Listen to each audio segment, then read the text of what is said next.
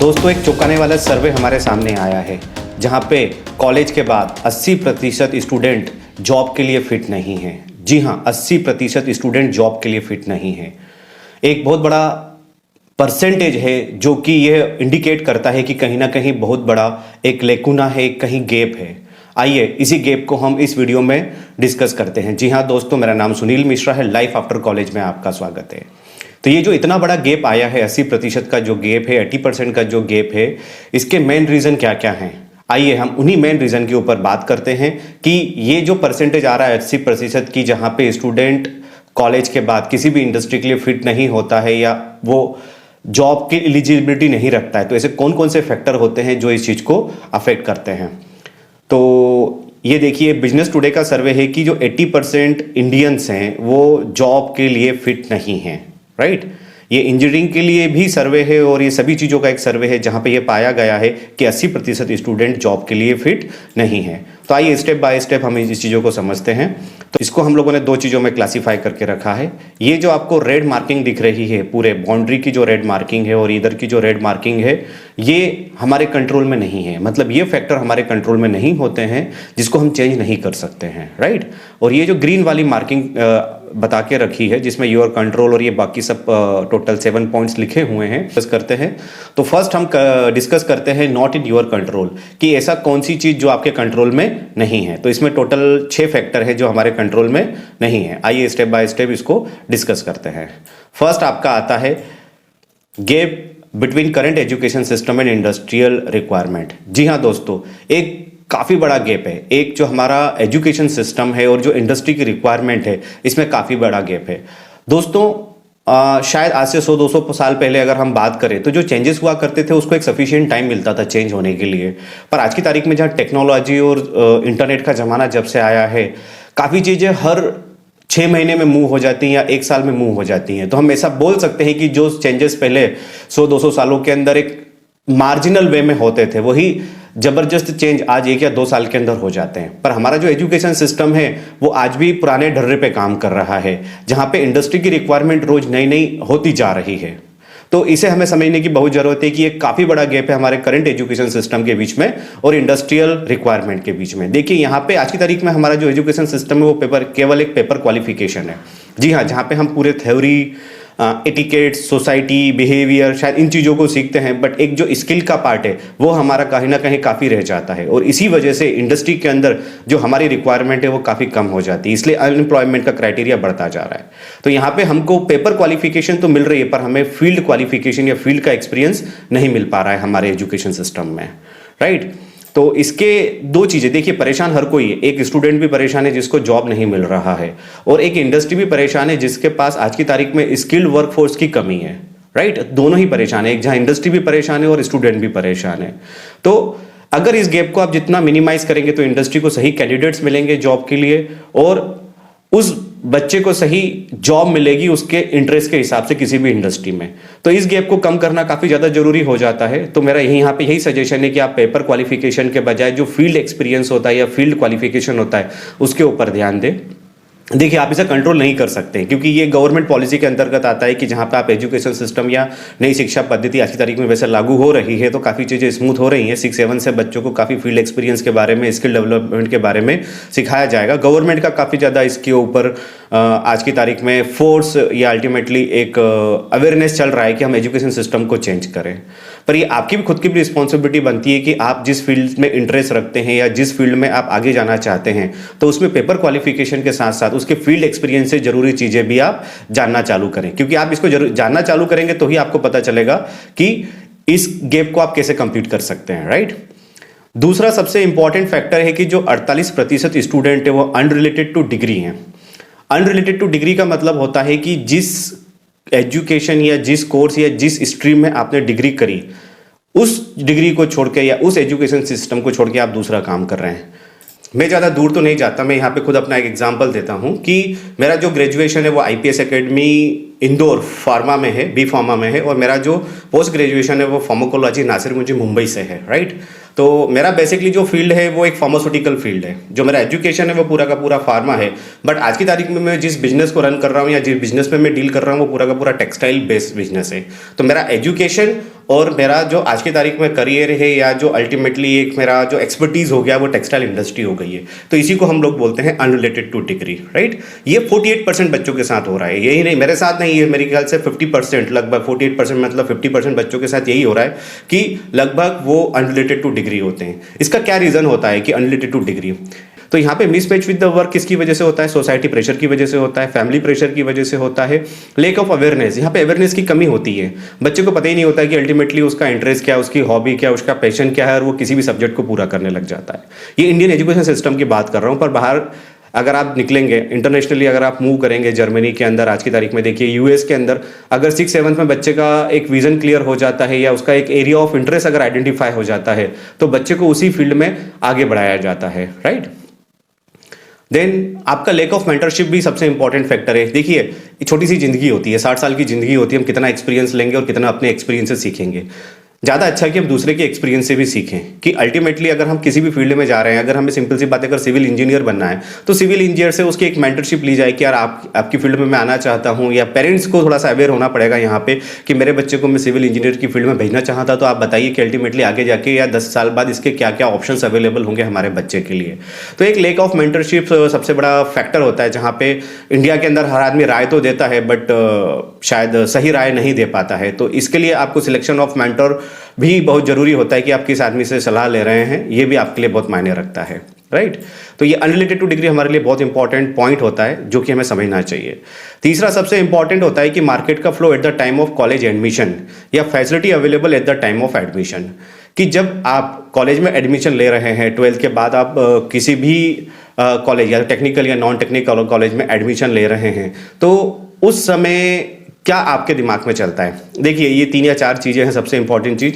सबसे पहले कि आपका कोर्स क्या है। आज की तारीख में जब भी कोई नया कोर्स आता है तो एकदम बूम पे होता है कि नहीं नया कोर्स है, नया कोर्स है, नया कोर्स है, राइट। तो बच्चे को पता भी नहीं होता है कि अल्टीमेटली वो नया कोर्स क्या है। जैसे मुझे आज भी याद है कि जब मेरा 12th पास हुआ था 96 में, तो उस समय माइक्रोबायोलॉजी बायोटेक्नोलॉजी नया सब्जेक्ट आए थे, मतलब थे पुराने बट एकदम से बूम पे आए थे, राइट। तो लोगों ने बायोटेक्नोलॉजी का सब्जेक्ट सिलेक्शन कर लिया था, चाहे बीएससी के अंदर या एमएससी बायोटेक्नोलॉजी से होता था, पर उसकी रिक्वायरमेंट काफ़ी कम थी। कुछ फार्मास्यूटिकल इंडस्ट्री उस बच्चों को रखती थी, बाकी मैक्सिमम उन बच्चों को नहीं रखती थी, वो नॉर्मल बीएससी बच्चों को ही मांगती थी, राइट। तो नए कोर्स का मतलब ये नहीं होता है कि वो आगे जाके सक्सेस होगा कि नहीं होगा, ठीक है। ये मेन आपकी आइडेंटिटी क्या है, आपकी कोर आइडेंटिटी क्या है, आपका इंटरेस्ट क्या है, उसके हिसाब से आप सब्जेक्ट को चूज करें। सब्जेक्ट पुराना नया कुछ नहीं होता, आपका इंटरेस्ट, आप कितना एक्सेल कर सकते हैं उस चीज में, राइट। तो ये इंपॉर्टेंट चीज होती है। Then availability of course near by.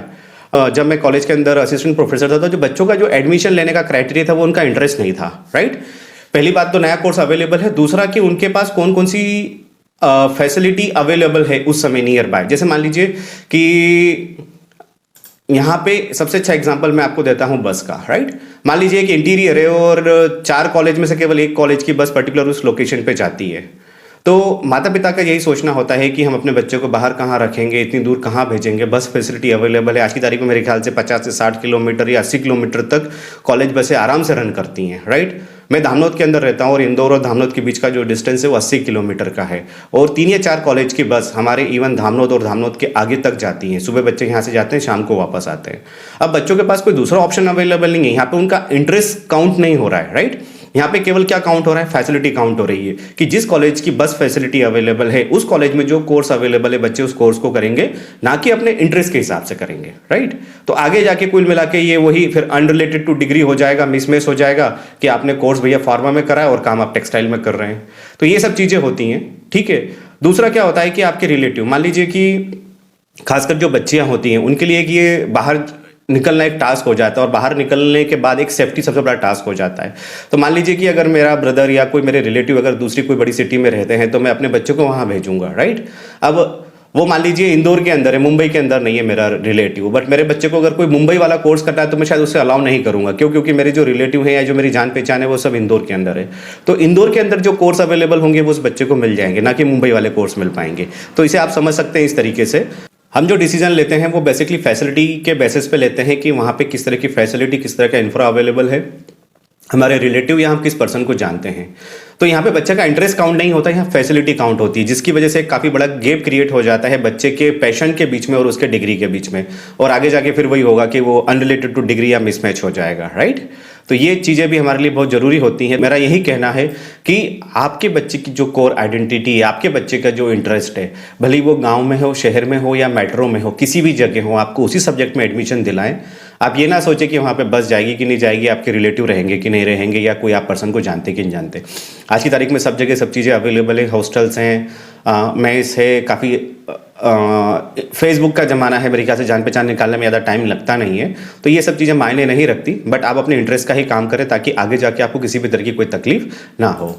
फिर एक और सबसे बड़ा जो फैक्टर अभी कैलकुलेट हो रहा है वो हो रहा है इंक्रीज नंबर ऑफ कॉलेज। आज की तारीख में देखिए कि हर जगह कॉलेज का नंबर बढ़ता जा रहा है, जिसको हम लोग मशरूम फार्मिंग बोलते हैं, राइट। आप जहाँ भी देखेंगे एक डिस्ट्रिक्ट के अंदर आपको या एक छोटे से शहर के अंदर भी कॉलेज मिल जाएंगे, राइट। उसकी वजह से क्या हो रहा है, जब नंबर ऑफ कॉलेज बढ़ रहे हैं तो आपस में जो कॉम्पिटिशन हो रहा है उसकी वजह से कुछ ना कुछ प्रॉब्लम क्रिएट हो रहा है। देखिए एक अच्छी बात है कि नंबर ऑफ कॉलेज बढ़ रहा है तो मैक्सिमम लोगों को एजुकेशन मिल रहा है, ये एक अच्छी बात है, राइट। दूसरा क्या है कि जब नंबर ऑफ कॉलेज बढ़ रहा है, आपस में कंपटीशन हो रहा है, तो कुछ क्वालिटी भी मेंटेन हो रही है कि नहीं, हम लोगों को काफ़ी चीज़ें करनी चाहिए। कॉलेज में आपस में कंपटीशन है कि क्या करना है क्या नहीं करना है। बट क्या होता है कि जब नंबर ऑफ कॉलेज बढ़ रहा है तो अल्टीमेटली क्या हो जाता है, unavailability of resource and facility. मैंने देखा है कि इंटीरियर के अंदर कुछ कॉलेज केवल 2 कमरे या 3 कमरे के अंदर चल रहे हैं, ठीक है, नंबर्स बढ़ गया, बट अल्टीमेटली कॉलेज का जो इंफ्रा है या कॉलेज की जो रिसोर्स या फैसिलिटी है वो काफ़ी बिलो नॉर्मल है, राइट। तो ये एक सबसे बड़ा टास्क होता है कि बच्चों को उतना एक्सपोजर नहीं मिल पाता है जिस लेवल पे एक यूनिवर्सिटी का या बड़े कैंपस का या उसके प्लेसमेंट का या एल्यूमिनाई का जो उसको बेनिफिट मिल पाता है वो यहाँ नहीं मिल पाता है, राइट। दूसरा, लो क्वालिटी ऑफ एजुकेशन इसलिए हो जाता है क्योंकि जब कंपटीशन होता है तो कोई बच्चा नॉर्मली अटेंडिंग, कोई नॉन अटेंडिंग पे, कोई अपनी कंडीशंस पे एडमिशन लेता है कि भैया उस कॉलेज में तो वो नॉन अटेंडिंग पे एडमिशन दे रहे हैं तो आप भी प्लीज़ नॉन अटेंडिंग पे एडमिशन दीजिए। तो ये जहाँ पे लो क्वालिटी ऑफ एजुकेशन बहुत ज़्यादा हो जाता है इस चीज़ के एडजस्टमेंट के लिए, तो यहाँ पे भी हमें ध्यान रखना पड़ता है कि लो क्वालिटी ऑफ एजुकेशन ना हो, हम उसी कॉलेज के एडमिशन लें जहाँ पे प्रॉपर इंफ्रा हो, प्रॉपर सभी नॉर्म्स हो। तो जब भी आप एडमिशन लें तो उस कॉलेज के बारे में जरूर जानें, क्योंकि ये कॉलेज ही डिसाइड करेगा आपके आने वाली ज़िंदगी को। तो जो आपका कॉलेज का सिलेक्शन है वो भी अपने आप में काफ़ी बड़ा एक इंपॉर्टेंट टास्क हो जाता है कि आपको किस कॉलेज में एडमिशन लेना और किस कॉलेज में एडमिशन नहीं लेना है, राइट। तो ये एडजस्टमेंट चालू हो जाते हैं जहाँ पे अल्टीमेटली सफ़र बाद में बच्चा ही करेगा। देखिए आप कितना भी एडजस्टमेंट कर लीजिए, कितने भी फ़ोन लगा लीजिए, कितने भी अच्छे नंबर ले लीजिए, पर लास्ट में जो सफ़र होगा केवल बच्चा होगा। जो किसका करियर बर्बाद होगा उस बच्चे का होगा। कौन परेशान होगा, उसके माँ बाप परेशान होंगे, बाकी कोई परेशान नहीं होगा। तो यहाँ पे सबसे इंपॉर्टेंट फैक्टर है कि जब भी आप कॉलेज का सिलेक्शन करें ये जरूर सोचें कि आप किस चीज़ को सिलेक्ट कर रहे हैं, राइट। एक कॉलेज को सिलेक्ट कर रहे हैं कि केवल एक बिल्डिंग को सिलेक्ट कर रहे हैं या केवल एक कोर्स को सिलेक्ट कर रहे हैं। तो इस चीज़ के लिए आपको काफ़ी सोचना पड़ेगा। फिर आपका 5th पॉइंट जो आता है, हाई कॉस्ट ऑफ एजुकेशन फी और एजुकेशन लोन। आज की तारीख में क्या होगा है कि आपने देखा कितने भी जो भी टेक्निकल कोर्स हैं या नॉन टेक्निकल तो ठीक है कि आपका 20-25 हज़ार का एक एवरेज हम लोग मैनेज करके चलते हैं। तो जैसे एक नॉन टेक्निकल की बात करें तो आज क्या मेरे ख्याल से 40 हज़ार से 50 हज़ार एक नॉर्मल फीस होती है, और टेक्निकल की बात करें तो 1 से 1.5 लाख रुपए के आसपास की फीस होती है हर साल बच्चों की। यहाँ पे गवर्नमेंट स्कॉलरशिप भी अवेलेबल होती है, प्राइवेट स्कॉलरशिप भी अवेलेबल होती है। फिर भी एक नॉर्मल एवरेज माता पिता के लिए काफ़ी बड़ा टास्क हो जाता है कि एक बच्चे की टेक्निकल एजुकेशन की फीस अगर देखें, मान लीजिए अगर 70-80 हज़ार रुपये पर ईयर की फीस है और 4 साल का कोर्स है तो लगभग 3 से 3,20,000 तो उसकी फीस ही हो जाती है। ये तो केवल एक बच्चे की हुई है, राइट। अब उसके भाई या बहन भी अगर होंगे तो इसको आप प्लस कर दीजिए, एक है तो एक और 2 हैं तो 2। तो एक काफ़ी बड़ा स्ट्रेस हो जाता है बच्चे के ऊपर भी और पेरेंट्स के ऊपर भी फाइनेंशियल स्ट्रेस हो जाता है, क्योंकि एजुकेशन फीस के अलावा आज की तारीख में एक्स्ट्रा खर्चे काफ़ी ज़्यादा हो जाते हैं, राइट। बस फीस हो जाती है, मेस फीस हो जाती है, कैंटीन फीस हो जाती हैं, या असाइनमेंट हो जाते हैं, प्रोजेक्ट हो जाते हैं, टूर हो जाते हैं। तो ये काफ़ी चीज़ें फाइनेंशियल बर्डन भी होती हैं एक पेरेंट्स के लिए और एक स्टूडेंट के लिए। तो जिसकी वजह से क्या होता है कि बच्चा फोकस नहीं कर पाता, वो सिर्फ पैसे के बारे में सोचता है कि जैसे डिग्री खत्म होगी मुझे जॉब करनी और पैसा कमाना है। बट वो ये फोकस भूल जाता है कि उसकी क्वालिटी क्या है, उसका पैशन क्या है या उसका इंटरेस्ट क्या है, उसे किस फील्ड में आगे जाना है, राइट। तो उसके वही जो बफरिंग टाइम होता है ना कॉलेज के बाद, उसको जो 3-4 साल जो उसको नर्चर करना पड़ता है अपने आप को, अपने नॉलेज को, अपनी रिक्वायरमेंट को, अपने स्किल को, वो उसको टाइम नहीं मिल पाता है, ठीक है। तो ये सबसे बड़ा एक फाइनेंशियल प्रेशर होता है जहाँ पे बच्चा तुरंत ग्रेजुएशन के बाद जॉब की सोचने लग जाता है, और जॉब में भी उसको ऐसा नहीं है जो उसका इंटरेस्ट का जॉब वो करेगा लेगा वो उसको मिल जाएगा। वो उस जॉब के बारे में सोचता है जहाँ पे पैसा ज़्यादा मिल रहा है, वो उस जॉब के बारे में नहीं सोचता है कि जहाँ उसको नॉलेज ज़्यादा मिल रहा है या उसका डेवलपमेंट ज़्यादा हो रहा है। ठीक है, तो ये एक हाई कॉस्ट की वजह से ये सबसे ज़्यादा फर्क आता है। फिर दूसरा क्या होता है कि जैसे मान लीजिए आपने एक बार तो चलिए ग्रेजुएशन आपका 4 साल का होता है, उसके बाद अगर आपको किसी भी तरह का पोस्ट ग्रेजुएशन करना है या डॉक्टरेट करना है या पोस्ट डॉक्टरेट की जो डिग्री होती है अगर आपको वो करना है, तो आपके पास फंड की अवेलेबिलिटी नहीं होती है। तो आपका हो सकता है कि अगर बच्चा काफ़ी समझदार है, काफ़ी इंटेलिजेंट है, पर फाइनेंशियली हो सकता है कि वो केवल डिग्री के ऊपर आके रुक जाए, वो पोस्ट डिग्री तक या पोस्ट ग्रेजुएशन तक नहीं पहुंच पाए। तो ये सबसे बड़ा एक फैक्टर होता है कि जहाँ पे बच्चा अपने आप में सिमट जाता है, जो उसका रियल कैलिबर होता है वो अपने आप को शो नहीं कर पाता है डिग्री की वजह से। वो कहीं ना कहीं सिंपल सी बात है, उसकी ग्रोथ अफेक्ट होती है, राइट। जब आप पैसे के बारे में सोचेंगे तो सिंपल सी बात है कि आपका जो फोकस है वो चेंज हो जाएगा और जो आपका इंटरेस्ट है वो चेंज हो जाएगा। तो ये हाई कॉस्ट ऑफ एजुकेशन की वजह से ये 3 चीज़ें आती हैं। नो डाउट अगर आपकी हाई कॉस्ट है तो आपको फैसिलिटी भी उस तरह से मिल रही है। आज की तारीख में आपके घर तक बस की फैसिलिटी अवेलेबल, तो नो डाउट आपको चार्ज देना पड़ रहा है, पर आपके घर तक बस की फैसिलिटी अवेलेबल है, ये भी एक प्लस पॉइंट है। पर फाइनेंशियल स्ट्रेस सबसे ज़्यादा रहता है माता पिता के ऊपर। आज की तारीख में एक छोटे से स्कूल की फीस भी लाख रुपए के ऊपर है, जहाँ पे बोर्डिंग और अगर हम लोग मैं इसको इंक्लूड करें, ठीक है, मेरा खुद का बच्चा आज की तारीख में LKG में है और उसकी 30,000 फीस है। तो एक बहुत फाइनेंशियल स्ट्रेस होता है किसी भी पेरेंट्स के ऊपर अपने बच्चों के लिए। तो कॉलेज में तो नो डाउट ये काफ़ी ज़्यादा ही होता है। फिर एक और चीज़ जो हमारे कंट्रोल में नहीं होती है वो है आज की तारीख में जब हम लोगों को स्किल वर्कफोर्स अवेलेबल नहीं हो पा रहा है, इंडस्ट्री को एक्यूरेसी नहीं मिल पाती है। देखिए, हम सब चीज़ों का कैलिब्रेशन कर सकते हैं, सब चीज़ों को हम स्टैंडर्डाइज कर सकते हैं, किसी भी मशीन को, किसी भी इक्विपमेंट को, किसी भी कंप्यूटर को, पर हम कभी भी ह्यूमन को स्टैंडर्डाइज नहीं कर सकते।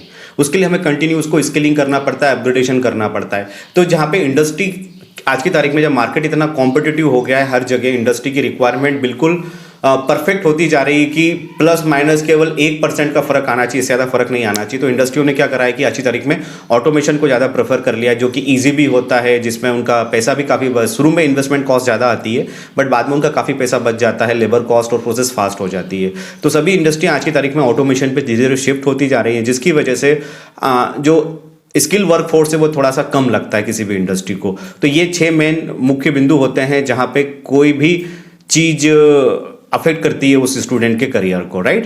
तो ये हम लोगों ने डिस्कस करा कि नॉट इन योर कंट्रोल, जो आपके कंट्रोल में नहीं होते ये फैक्टर, राइट। अब ऐसे कौन कौन से फैक्टर होते हैं जो हमारे कंट्रोल में होते हैं, राइट। तो सबसे पहले ये जो ग्रीन वाला एरिया है, ये टोटल इसके अंदर टोटल 7 पॉइंट है। आइए इसे स्टेप बाय स्टेप हम डिस्कस करते हैं।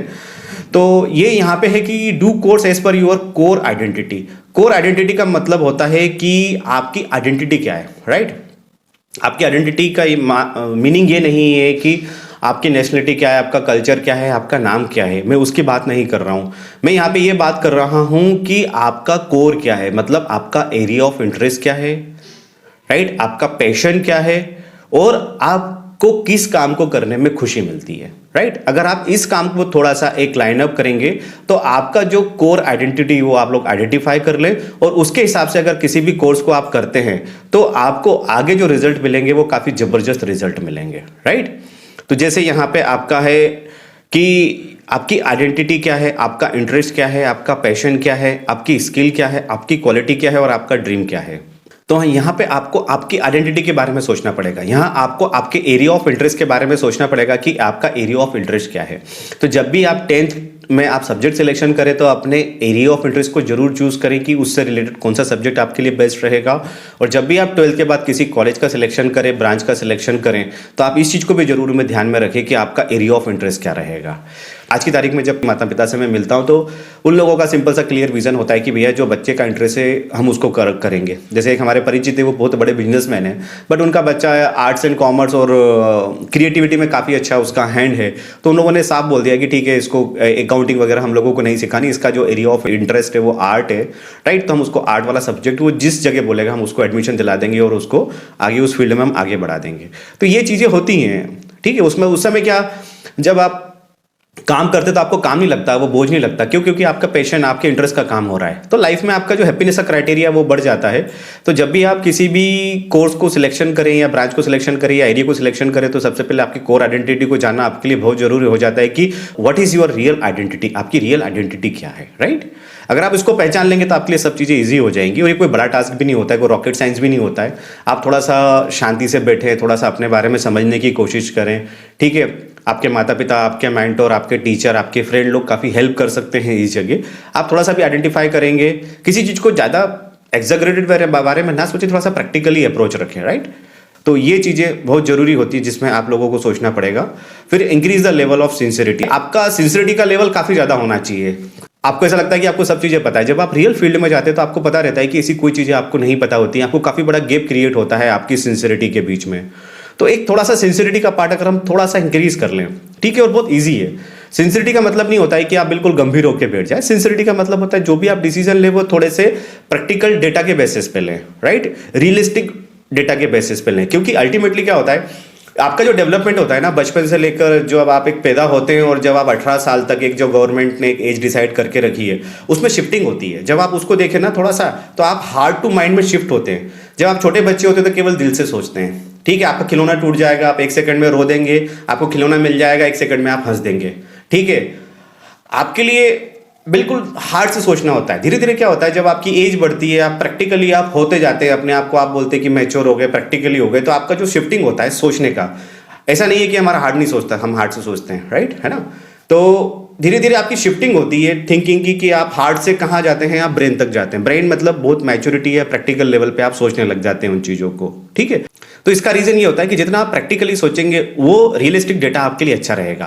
देखिए, सपनों की दुनिया से बाहर निकल के आना पड़ेगा, ये हकीकत की दुनिया है। यहाँ की सपनों की दुनिया में कोई काम नहीं होता, यहाँ हकीकत की दुनिया है। अगर आप काम नहीं करेंगे आपको 1 महीने के अंदर जॉब से निकाल देंगे। अगर आप आउटपुट नहीं देंगे आपको तुरंत रिजाइन करने का बोल देंगे। अगर आपको काम समझ में नहीं आएगा वो आपको एरिया चेंज कर देंगे या आपका डिपार्टमेंट चेंज कर देंगे। तो इंडस्ट्री के लिए सिंपल सी बात है, एक आउटपुट या तो ह्यूमन आउटपुट हो या मशीन आउटपुट हो, यही मायने रखता है। तो लेवल ऑफ सिंसियरिटी बहुत ज़्यादा होता है, ठीक है। आज की तारीख में बहुत सारी जो मीडिया है या दूसरी चीज़ें हैं जिसकी वजह से बातें बड़ी बड़ी वजह से, सिंपल सा एग्जांपल दूं, आज की तारीख में हर जगह चल रहा है कोडिंग कोडिंग कोडिंग। एक 5 साल के बच्चे को 6 साल के बच्चे को आप कोडिंग सिखा रहे हैं। पर मेरा ये मानना है कि आप कोडिंग उसकी जरूरत क्या है अभी, सिंसियरिटी मतलब अगर सिंसियरिटी की बात करें तो उसकी कोडिंग की जरूरत क्या है। बच्चों को आज की तारीख में रवा और मैदे का डिफरेंस नहीं पता है, बच्चों को आज की तारीख में खजूर और छुआरे का डिफरेंस नहीं पता है, ठीक है। बच्चों को आज की तारीख में अंगूर और किशमिश का डिफरेंस नहीं पता है, तो आप कोडिंग सिखा के क्या करेंगे उस जगह। तो मेरा यही है कि माता पिता या बच्चों के अंदर सिंसियरिटी का लेवल वो होना चाहिए कि वो उन चीज़ों को समझे, रियलिस्टिक डेटा है उसको वो कैप्चर करे। जैसे अगर मैं एग्जांपल की बात करूं तो मैं अपने बच्चों को जब भी किसी भी इंडस्ट्री में जाता हूं, ये देखिए एक फैब्रिकेशन की काफ़ी बड़ी इंडस्ट्री है, यहाँ मैं अपने बच्चे को लेके गया था, ठीक है। जब मेरा प्लांट का काम चल रहा था, इंडस्ट्री का काम चल रहा था, तो जिस जगह से मैंने फैब्रिकेशन का पूरा काम करवाया था, तो मैं अपने बच्चे को उस इंडस्ट्री में भी लेके गया था, जहां उसको ये पता चला था कि अल्टीमेटली रियलिस्टिक डेटा क्या होता है, किसी भी कंपनी के अंदर किस तरीके से काम होता है, ताकि उसका एक थॉट और उसका एक प्रोसेस डेवलप हो कि उसको हर चीज़ें रियलिस्टिक या प्रैक्टिकल वे में रहे, राइट। ये मेरा जो छोटा बालक है उसको आज की तारीख में मैं अपने फार्म हाउस पे भी लेके जाता हूँ, जहाँ पे हम लोग उसको सब सिखाते हैं कि यार बेसिकली आपका लौकी क्या होती है, ककड़ी क्या होती है, टमाटर क्या होते हैं, क्योंकि बच्चों को ये डिफरेंस ही नहीं पता होता है। एक बच्चे से पूछा दूध कहाँ से आता है, तो बोले प्लास्टिक के बैग से आता है, राइट। तो ये सब चीज़ें होती हैं जो आज की तारीख में मेरे ख्याल से एक शहर के बच्चों को नहीं पता है। तो ये माँ बाप का एक फर्ज बनता है यहाँ पे कि हर चीज़ों का उनको एक एक्सपोजर दे और प्रैक्टिकल सिंसियरिटी के लेवल को बढ़ाए, राइट। तीसरा सबसे इंपॉर्टेंट चीज़ है कि जब आपका गैप होता है, किस चीज़ का गैप होता है, जैसे हम लोगों ने यहाँ पे गैप देखा, ये इस चीज़ का गैप होता है, पेपर क्वालिफिकेशन और फील्ड क्वालिफिकेशन का अगर गैप आता है तो उस गैप से रिलेटेड जो भी ब्रिजिंग कोर्स है वो करना चाहिए, राइट। जैसे सिंपल सी बात है, अगर आपने कंप्यूटर साइंस में कोई डिग्री डिप्लोमा करा हुआ है और आप अपने IT फील्ड में ही आगे जाना चाहते हैं, तो आज की तारीख में आप जाके देखिए उडेमी के ऊपर या ऑनलाइन आप देखिए, आपको बहुत सारे कोर्स अवेलेबल हो जाएंगे जहाँ पे आप उस गैप को पूरा कर सकते हैं। पर ये गैप को पहले आपको आइडेंटिफाई करना पड़ेगा कि आपकी चॉइस क्या है, इंडस्ट्री की रिक्वायरमेंट क्या है और इनके बीच में क्या गैप है और इस गैप को आप कैसे फिल कर सकते हैं, राइट। इस चीज के लिए थोड़ा सा आपको सर्वे करना पड़ेगा या फिर आपको मेंटरशिप लेनी पड़ेगी कि उस चीज को आप आइडेंटिफाई कर पाए, राइट। देखिए, सर्वे बहुत जरूरी होता है, ठीक है। जब भी आप 10th में या 12th में या ब्रांच में या पोस्ट ग्रेजुएशन में जब भी आप सब्जेक्ट सिलेक्शन करें, ब्रांच सिलेक्शन करें, कॉलेज सिलेक्शन करें, लोकेज सिलेक्शन करें, काफ़ी चीज़ें होती हैं, तो आप छोटा सा सर्वे जरूर करें। सर्वे से आपको पता चल जाता है कि मार्केट का ट्रेंड क्या है, लोग क्या सोचते हैं, किस चीज़ की अवेलेबिलिटी आगे जाके होगी, किस चीज़ की अवेलेबिलिटी नहीं होगी, राइट। तो सर्वे से आपकी काफ़ी चीज़ें क्लियर हो जाती है। छोटा सा सर्वे करने में कोई दिक्कत नहीं है, ठीक है। हमको बस आज की तारीख में हमारे पास इंटरनेट है, फ़ोन है, हमको सिर्फ 4-5 फ़ोन लगाना है जिससे हमें काफ़ी इन्फॉर्मेशन मिल जाती हैं, राइट। जैसे एग्जांपल की बात करूं कि मुझे मान लीजिए टेक्सटाइल में आगे जाना है, तो ठीक है, टेक्सटाइल रिलेटेड जो भी पर्सन होगा मेरी जान पहचान पे या लिंक्डइन पे आप सर्च कर सकते हैं, आपको काफ़ी ग्रुप्स मिल जाएंगे जो टेक्सटाइल स्पेसिफिक टेक्सटाइल वाले भी हो सकते हैं, फार्मा वाले भी हो सकते हैं, या आपका कंप्यूटर साइंस वाले भी हो सकते हैं, या आईटी वाले भी हो सकते हैं, सभी लोग हो सकते हैं। तो आपको लिंक्डइन पे सब ग्रुप्स अवेलेबल हो जाएंगे, वहाँ से भी आप अपनी काउंसलिंग ले सकते हैं या आप सर्वे कर सकते हैं कि किस कैटेगरी में आपको किस तरह की इंफॉर्मेशन की आवश्यकता है, राइट। और सबसे इंपॉर्टेंट चीज, जैसे मैंने आपको बताया कि अपनी उलझनों को सुलझाना, राइट। जैसे कि आपकी जिंदगी केवल 60 साल की होती है, 60 साल की जिंदगी ये नहीं सिखाती कि आपको कितना आता है, ठीक है, और हम अपने एक्सपीरियंस से क्यों सीखें, हमको दूसरे के एक्सपीरियंस से भी सीखना चाहिए। तो आप मेंटरशिप लीजिए, किसी भी जगह आप थोड़ा सा, अगर आप अपने टाइम को और अपने पैसों को अगर बचाना चाहते हैं, ठीक है, और अपने थॉट प्रोसेस को और अपने विजन को एकदम क्लियर रखना चाहते हैं, तो किसी ना किसी की आपको हेल्प लगेगी जो आपको ये क्लियर कर पाएगा कि कॉलेज के बाद में आपको बेसिकली क्या क्या करना चाहिए, क्यों ये कॉलेज के बाद का 5 साल का विंडो अपने आप में सबसे इंपॉर्टेंट होता है। ये मैंने आपको बताया कि जिंदगी का जो 33% टाइम है आप एजुकेशन में वेस्ट कर चुके होते हो, जो बाकी का 33% टाइम है वो हम हेल्थ इशू में कवर कर लिए होते हैं। बट हमारे पास जो केवल टाइम होता है वो केवल 30 से 35% का ही टाइम होता है, जहां पे हम किसी चीज को केवल इम्पैक्ट में ला सकते हैं, और वो बहुत छोटा टाइम होता है, क्योंकि जिंदगी का लगभग 60% टाइम हम ऐसे ही बर्बाद कर देते हैं। तो इस जगह आप किसी मेंटर को लेंगे तो आपकी जो लाइफ है, जो आपकी रेस है, वो काफ़ी स्मूथ हो जाएगी, जिससे आपको आगे निकलने में और अपने ड्रीम को पूरा करने में काफ़ी हेल्प मिलेगी, राइट।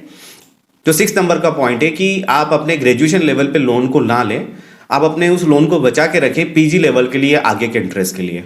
कोशिश ये करें कि आपके फैमिली से या आपके परिवार से आपको वो सपोर्ट मिल जाए, या आपकी आइडेंटिटी क्या, आपकी कोर आइडेंटिटी क्या और आपको किस क्षेत्र में आगे जाना है, उससे रिलेटेड ही आप सब्जेक्ट को चूज करें। तो हो सकता है कि आपको कम खर्चे में काम हो जाए, क्योंकि एरिया ऑफ इंटरेस्ट हमारा अगर आइडेंटिफाई हो जाए तो हम काफ़ी पैसा बचा सकते हैं।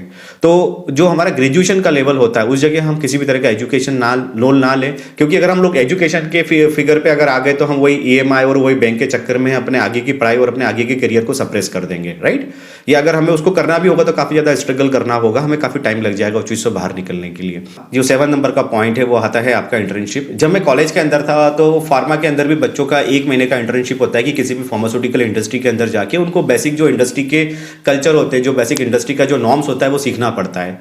पर मैक्सिमम बच्चे कुछ नहीं करते थे, पुरानी किसी भी रिपोर्ट को उठा के कट कॉपी पेस्ट करके उस चीज़ को सबमिट कर देते, अपना नाम चेंज कर। मेरा यही मानना है कि आप इन चीज़ को शॉर्टकट में ना करें। ये लाइफ का रियल प्रीशियस टाइम होता है जहाँ पे आप किसी चीज़ को देखेंगे तो ही सीखेंगे। देखिए, ऐसा नहीं है कि आप किसी चीज को रट के सीख सकते हैं या सुन के सीख सकते हैं, आदमी देख के सबसे ज्यादा सीखता है। जैसे आपके सामने एक छोटा सा पिक्चर रखा है जिससे ये पता चल रहा है कि बच्चे मेरी इंडस्ट्री में आ रहा है और यहाँ पे अल्टीमेटली आपका कपड़ा कैसे बनता है, कपड़े की कैसे आपकी वार्पिंग होती है, वो सब चीजें आके सीख रहे हैं। तो देखने से काफी चीजें समझ में आती हैं, तो आप उन चीजों को करिए। आपको बल्कि मेरे ख्याल से ऐसा नहीं कि कॉलेज की तरफ से जो इंटर्नशिप होती है केवल आपको वहीं जाना है, उल्टा आज की तारीख में आप किसी भी इंडस्ट्री में आप जाइए, थोड़ा सी रिक्वेस्ट करिए, एचआर से आप बात करिए, खुद के आप कम्युनिकेशन करिए, मेल के ऊपर, लिंक्डइन के ऊपर इतने सारे ग्रुप है, आप उनकी हेल्प ले सकते हैं। तो इंटर्नशिप करने में कोई इशू नहीं जाता है। आप जितना इंटर्नशिप करेंगे, जितना आप प्रैक्टिकली एक्सपोज करेंगे उस मार्केट को जो आपका कोर आइडेंटिटी से मैच होगा, ठीक है, उतना आपको बेनिफिट ज्यादा मिलेगा। और देखिए, कोर आइडेंटिटी को आइडेंटिफाई करना एक ऐसा काम है जहां पे आप उसको करके ही देखेंगे। जब तक आप उसे करके नहीं देखेंगे आपको समझ में नहीं आएगा कि वो आपका एरिया ऑफ इंटरेस्ट है कि नहीं है। तो जितना आप करेंगे, जितनी इंडस्ट्री में जाएंगे, आप एक इंडस्ट्री में जाएंगे आपको पता है कि यार ये काम आपके बस का नहीं, आपको नहीं करना है। आप दूसरी इंडस्ट्री में जाएंगे इंटर्नशिप के लिए, आपको पता चल जाएगा कि नहीं यार इस पर्टिकुलर काम में ये आपका एरिया ऑफ इंटरेस्ट है और इसको काफी अच्छे से कर रहे हो और आपका इसमें एक्सपर्टीज हैंड भी है, राइट। तो आपको आपकी लोकेशन, आपको आपकी पोजिशनिंग डिसाइड करने में काफी हेल्प मिलेगी। तो आप इंटर्नशिप के लिए जाइए। जितना आप इंटर्नशिप के लिए जाएंगे, जितना आप इस तरह के ब्रिजिंग कोर्स करेंगे, जितना आप उन लोगों से मिलेंगे जो रियल उस इंडस्ट्री से रिलेटेड है, जो कि आपकी कोर आइडेंटिटी से मैच होता है, तो मेरे ख्याल से ये जो 80% का क्राइटेरिया ये हटाना कोई बड़ी बात नहीं है कि 80% लोगों को जॉब नहीं मिलती है। देखिए, आज भी अच्छे लोगों की कमी है। आज भी मैं एक इंडस्ट्री रन कर रहा हूँ, मुझे पता है कि मुझे इंडस्ट्री के अंदर जो कमी है वो अच्छे लोगों की है, क्योंकि मैं एक्स वाला काम वाई से करवा रहा हूँ, वाई वाला काम एक्स से करवा रहा हूँ, क्योंकि मुझे पता है कि सबके अंदर वो कोर आइडेंटिटी है ही नहीं। तो मैं भी अपना काम चला रहा हूँ। तो अगर मुझे अच्छा वर्क फोर्स मिलेगा, अच्छा मैन फोर्स मिलेगा, तो मैं क्यों नहीं उस चीज़ को लड़ लूँगा। तो यही चीज़ें होती हैं जो आप लोगों को सीखनी है। अगर इस प्रेजेंटेशन को अगर आपको डाउनलोड करना है तो उसकी लिंक नीचे वीडियो के एंड में लास्ट में शेयर कर दी जाएगी, आप वहाँ से इसे डाउनलोड कर सकते हैं और अपने फ्यूचर पर्पज़ के लिए इसे यूज़ कर सकते हैं। और धन्यवाद दोस्तों इस वीडियो को अंत तक देखने के लिए। अगर ये वीडियो आपको रियल एक इन्फॉर्मेटिव वीडियो लगा है तो आप इसे जरूर शेयर करें और सब्सक्राइब करें। थैंक यू दोस्तों।